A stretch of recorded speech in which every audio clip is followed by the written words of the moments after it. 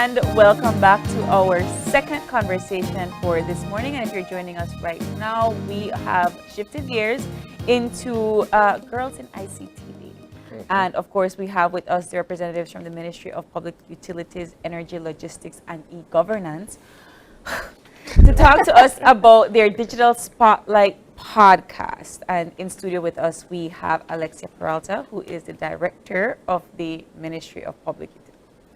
All the works and logistics and e-governance. Good morning. Good morning. And we have also with us Erwin Willis, who is the project officer. Good morning. Morning.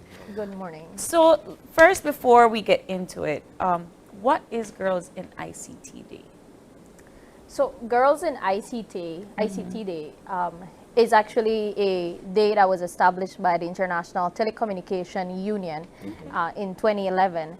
And the idea about it is to ensure that every year we make sure we have a special day that we create an awareness of the importance of having girls involved in the ICT sector, but also as a day for us to encourage girls to see the ICT sector as a potential career path for them.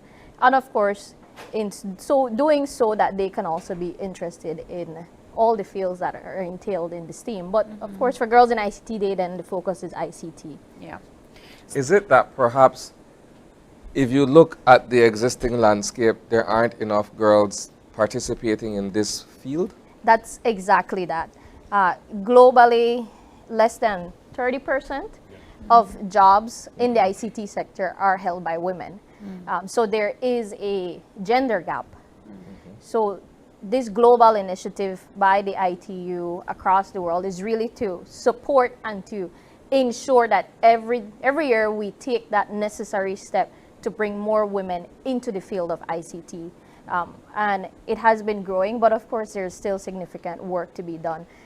And we're happy that this year, as a ministry, we're able to be part of that global movement and to also contribute to that of course, in Belize. Let's talk about the Digital Spotlight podcast. What birthed this idea, and why is it important for you guys as a ministry to be able to present this to the public? I think it began really and truly when we launched the digital agenda. You know, that's when the journey began. And the first thing, and we had this conversation in previous shows, you know, that it's all about cultural change. It's about supporting that transformation process. And in order to do so, communication, public awareness is critical. And now that we're in our second year of execution of that national digital agenda, we felt it was critical for the general public to understand, first of all, what is the digital agenda? You know, because they might hear us talk about it. We know it in detail, but do you know it? Yeah. Do you know what it means for you and how it's going to impact you and how can you be involved in the process? So we felt it was necessary to have a communication platform that allows us to share that level of information, that allows us to inform the public, hoping that by doing so that it can begin to spur dialogue between us and the public. But some would say, you know, we're already in this new transformative era. We're already on our phones 24/7, and you can't really do anything without a computer anymore. So why do we need to spotlight this? Why do we need to highlight this?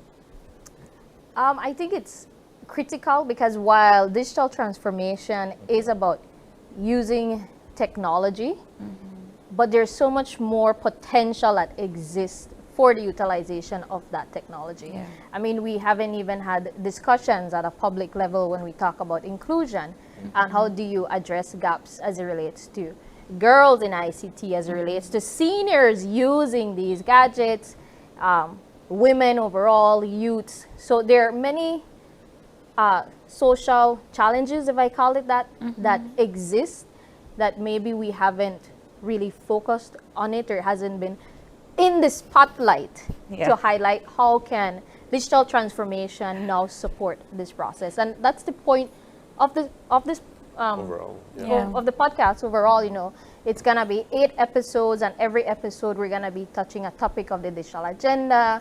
We're gonna be breaking it down as to what does digital transformation means. I mean, we can tell you in very high technical terms, but in the podcast we break that down, and we really try to bring it home for the public in what is it gonna translate to you at home. So the Girls in ICT Day is the launch of this particular podcast. So break down for me, if you will, Erwin, the way the podcast is set. Normally podcasts last an hour to 2 hours to 5 hours, if you will. So what is the general setting of this podcast? Okay, so the podcast is broken down from the higher level in 8 episodes, and each episode touches on various topics that we deem to be important to the general public. As we mentioned, this transformation is already occurring, but to make it a holistic transformation that involves the public, because at the end of the day, it is our transformation. It's not just the transformation of government services. It's our transformation. So we've broken them down into cybersecurity, for example, one of the topics. What is transformation? And perhaps most importantly, one of the topics is, are we ready? Are we ready for this transformation? Because you mentioned it started, but sometimes we've seen that in certain communities in Belize, the transformation, while it started elsewhere, some communities are not ready. So the podcast is broken down into 8 episodes with different topics. Each episode is around, how much minutes? About 20 minutes. Almost 20 minutes. Okay, So it's it's, not too again, bad. it's a bite-sized, It's information. chewable. Yeah, It's not, for the you're not general overwhelmed. public. Yes. Yep. So it's not like for example, an online course, so you have to study all the terminology. This is a general conversation on with terms that the general population can understand. So it's not anything technical. It's more so a conversation with the general public. It's interesting that you would say that perhaps by observation, not everybody, not all the communities that you visited are ready for the transformation. While we know it's all around us because everybody has a device, right? And everybody is online at some point in time, there are still concerns about access. We say universal access, meaning everyone should be able to log on in a manner of speaking from wherever they are. So, And We have an entire episode on that, on that, actually. In the topic of access, in the topic of inclusion, and what are some of the initiatives that the ministry has along with some of its partners. How are we addressing this gap, which is the digital divide in Belize? So we try to, as Make it- Erwin said, try to make it bite-sized and interesting. bite-sized, interesting. It also includes some key interviews Yeah. and some short little recesses where we show you like different videos about other services, etc. So it's really trying to, as much as possible, provide all the information that exists on the agenda, everything we know, but in a new way. In a new way that can you'd be surprised how much you could pack into a 20-minute segment. We do it every day. But I'm curious about the initiative in its sense of you all are e-governance. And, you know, sometimes people will say e-governance is just for the government, right? And so what should viewers, or I guess listeners, be most interested in to be highlighted in these episodes? Because what will I be listening to that will benefit me as the regular civilian and not so much what e-governance is doing?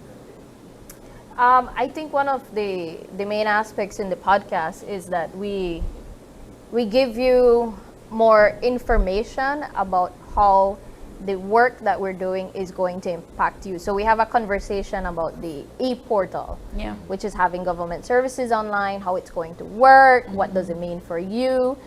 We have conversations about our digital connect centers, which is access points. Where are they going to be located? How can you access them? So that's the type of information that we provide through the podcast. So I think that's going to be very beneficial for citizens, because now, you know, there's going to be information at your fingertips. Yeah. I think. Who are the guests? Oh, go ahead. No, I was going to say, to add to that, it goes beyond just explaining what digitalization is or what the e-governance unit does. It goes further to the conversation of what this change entails directly for you as a citizen. So, for example, Ms. Peralta mentioned the e-portal services. But if you as a citizen have to wake up at 5 a.m. today to travel long distances, imagine the change or the impact you could have if you just log onto your phone Yeah. at any time of the day and get whatever service you need right then and there. That in itself. So we break down all the positive impacts that come along with the transformation. Ease of access, Yeah, and all of- convenience, yep. things like Correct. that. So all of that is included in podcasts. So it's more than just what the transformation is, but what it entails for you. So yeah, we do target the population and what they directly will benefit from. I don't know if this is perhaps somewhere in scheduled in one of your podcasts, but a lot of people, and this perhaps has come from previous conversations where a lot of people think that the transformation will perhaps at some point see less people doing certain public services, so to speak. When it may not necessarily be that, it's just you find other areas of work that they can participate in and make the front line Exactly. easier. Like filling out applications, you don't have to go there in person anymore, right? You could just simply log on, punch that in, send Yeah. it You're off. tapping into the robots are going to take over my job conspiracy. But No, but you bring up an interesting topic, and actually that is in episode 1. There we go. There you go. I haven't even seen it, but I'm just thinking ahead, right? Yeah, but when we were designing the episodes, we did do that thought process Yeah, where we because tried to. It is a think, topic of contention. Yes. Yeah. What is maybe a concern, an area of concern for citizens as it relates to this topic? Yeah. How can we answer that question for them? How can we explain it? So each episode does have those elements too. The Yeah. first one, of course, is about breaking down what is digital transformation, because it's a buzzword. We know it, Yeah. but what does it mean for every citizen at home? But I just wanted to highlight that actually the Digital Spotlight podcast, while the first episode airs In the 24th. next week, is actually on the 24th. okay. So it's before the Girls in ICT Day. And on the Girls in ICT Day, we have a webinar, which we will be having live on Facebook. And on that day, we're actually going to be providing a platform for trailblazing girls in ICT, in coding, robotics, and digital art to have a conversation with other girls across the country. So it's a girl-to-girl conversation. I guess that was why I was wondering who your guests would be. So if if you're going to talk about highlighting girls in ICT, who is the girl in ICT that we're highlighting? I was gonna say you need to tune in, April, but no, Can't give it all away. no, but we're gonna have speakers from St. Catherine's Academy. We're gonna have speakers from the Belize High School, and we're Okay. also gonna have speakers from Sacred Heart High School. And then we've invited all high schools in the country to participate in tuning in, to allowing for girls that 1 hour period to tune in and to have that discussion and to have a Q&A with these girls who have been really, truly, I can't say it no other way, being trailblazers Yeah. in their own right in the field, to give some inspiring words to other girls, to talk about their experience, their journey, and why it was important, and how can other girls become like them. So, girls inspiring girls. You look at ICT and you look at courses in STEM and STEAM, and it goes back to what I alluded to earlier, the fact that it seems to be primarily driven by boys and men. And so to have a space where it's a meeting of the minds of girls Yes. to see what their ideas are and to see how far they've come in terms of their own development in terms of understanding technology and digital Exactly. transformation. That's a key part of being able to see the development of people and the Yeah. country, the direction the country is taking. My question behind all of that, though, is that while that is great that that platform is being set and everything, how would you be able to gauge or measure the effectiveness of this kind of an initiative? No, and that's a valid point. And actually, we were having this conversation actually, because we said we know we were gonna have Well, I feel like I'm hitting all the points. you are. No, but we said exactly that. How can we create impact? Right. This is great. We're creating a public space, but what happens now? How do we make that transformation, that change? So we've, as a ministry, already began to discuss with our partners to see coming together to develop a Women in ICT national program. And we're gonna take the inputs from this webinar, and even before that, the competition, because we also have a separate competition where we invite girls to submit videos highlighting what's their challenge in accessing and building digital skills and solutions. And that's going to begin to help us to build a concept for a national Women in ICT program. Of course, we're gonna create more spaces for conversations, but that's how we see the next step after this webinar and this competition, because of course we don't want it to be just an annual event we do, but how can we make it impactful? Well, you know, and I'm glad it kind of goes hand in hand with my question, Isane, because there is going to be this this new STEAM Academy, right? And so I guess my question would stem into, is there any collaborations happening with the Ministry of Education, Culture, Science and Technology to basically assist in getting this data and the statistics? In regards to the data and statistics, not yet, but that's certainly the plan. We were involved in the exercise, and we were on the same team, April, in discussing coding and how can coding become a key curriculum in schools. Yes. And how can this curriculum now meet the market demand, and how can we create that supply and market demand bridge? So we are part of the conversation already. It's, you know, we're here to support the initiatives from other ministries that are also trying to create that socioeconomic change and to address the social challenges that exist. So, based on your experiences in your workplace and at home and with these initiatives, and I guess this question goes for either one of you, do you see a rapid growth of persons in IT, in ICT? Are people more and more involved in this tech field that we're entering in this new era? I think overall in Belize specifically, yes. Because when you look about it, Belize is a developing country. And with a lot of developing countries, a lot of emerging markets. And especially here in Belize, ICT is one of them. Both in terms of the education sector, we see a new STEM academy coming up, but also in the jobs. And specifically speaking within our unit, I remember the first day I walked in, my first comment to Ms. Peralta was that, wow, you guys have 2 developers. There's 3 developers on the team, and 2 of them are women. I was like, wow, okay, that's impressive. 2 of our developers are women. So that was the first impact I had. So coming from that comment and seeing where we are now based on all the interactions we have around the country with all our stakeholders and partners, there definitely is a lot of involvement and there is a lot of investment going into that specific sector as well. So we want to make sure that investment is used wisely, and hence the reason for our webinar coming up, Girls in Tech. I asked the question because now I'm more and more so, you know, if you don't have a device, you're kind of left behind.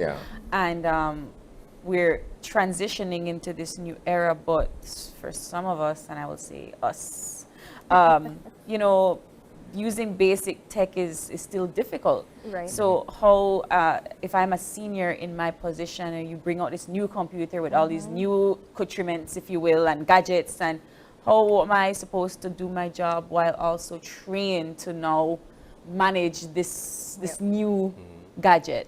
Yeah. I'm glad you brought that up. Yes, I was just going to say, I'll have Erwin answer this one because it's his baby. So stemming from that question, we have an upcoming project with one of our partners entitled Digital Skills Training for Seniors specifically.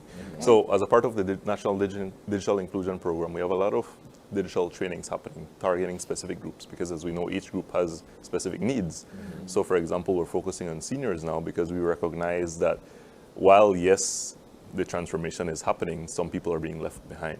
And it's not by choice. It is by, for example, a lot of access to devices. So one of our programs we have is a digital skills training for seniors, which we want to utilize our network of digital connect centers around Belize to train seniors in specific skills as it comes to online bill payments, email writing, for example, cyber safety, because as we know, there's a lot of scams going around. So it's important, if they are online, to be safe. So these trainings would take place primarily based on, again, research from the specific groups.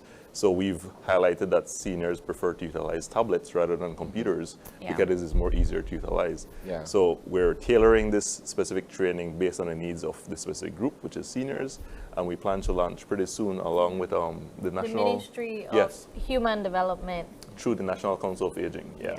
Yeah. So- Sorry, go ahead. Yeah, no, so we're on our way and we're targeting specific groups. We have seniors training coming up. We have trainings for youth coming up as well. And of course, we have training for women that we want to target specifically as well. So all the groups are being targeted. And of course, we'll have a general sign up if you want training as well. So no one is being left behind. Let's segue for a bit to the Digital Connect Centers. I know that this is part of an ongoing initiative that involves the work that you guys do. How has that been coming along? I know that quite recently one was launched in Dangriga, correct? Yes. Well, the Digital Connect Centers is part of the, as National Erwin said, Digital it's Inclusion part of the Program. National Digital Inclusion Program. It involves various partners. We've partnered with the UNDP, we've partnered with ICDF, and then, of course, some of the centers are even led and established by Beltrade. So it's really a collaborative effort in executing these Digital Connect Centers. I think from a community perspective, there's really been a lot of support and embrace of these centers. Prior to the one this weekend that you were discussing, we had the Teodoso launch in San Ignacio. Yes. This week we actually have in Bullet Tree. Tomorrow, actually. Yes, Yeah, you're right. tomorrow. I keep forgetting. Tomorrow, yeah. It's Wednesday. Right, right. I keep forgetting what time of the week it is. Yeah. Yes, and then we have upcoming ones. We're gonna have in the north. We're gonna have in the city. We're gonna have in the south. So we're trying to spread these Digital Connect centers and ensure that it becomes an access point, but not just as a means to access the work that the unit does, but really that becomes a Resource center. a resource center for the community, and that even the schools in those communities can utilize it if they so need to. So it's been an exciting project, I think. Fun. We have I think we touched on geographically speaking, Yes. we've touched on a large portion based on population size because as we selected the center locations, we took into consideration the population of the specific Yes. community and the communities around, so we can maximize reach of the specific center. Correct. Yeah. Thoughtful. So Digital Spotlight podcast airs next week, Wednesday, and then every Wednesday After. after that. Then For when 8 for Wednesdays, 8 right? For 8 Wednesdays. Wednesdays. And Yes. then after this, we're gonna see more and more of e-governance in the digital force and in my Facebook page. Yes? Yes, Wonderful. And what time does it air? 7. 7 p.m. That is mellow time. That's crunch time. Prime time. That's prime time. But Alexia, Erwin, I want to thank you guys so much for coming in. Girls in ICT Day is the 25th of April. 27th. 27th? The What day is 27th. it? 27. The 27th of April. Yeah, it's And- it's Yes. the fourth Thursday It's the fourth. of every April. Fourth Thursday of every Yes. April. So we invite girls across the country to join us for the webinar. It's going to be 1:30. It's going to be streaming On our live Facebook on our page. Facebook page. But even so, I just want to highlight that the competition is still open. So girls, if they're watching right now, or parents, if you're watching at home, you still have a chance to submit a video for the competition. And we have cash prizes. And we have cash prizes, and the deadline is tomorrow because we want to air the winning videos and solutions that the girls are going to offer on the day of the webinar All right. So get your videos in by tomorrow. Where do they submit these? via email Via email to info@egov.gov.bz. All information is on our Facebook page. Yes. All right. Erwin, Alexia, thank you guys so much. Thank you Thank too. you. And with that, we're going to take our next break and we'll be back with robust readiness and aggressive implementation, our climate funds. Stay with us. We'll be right back.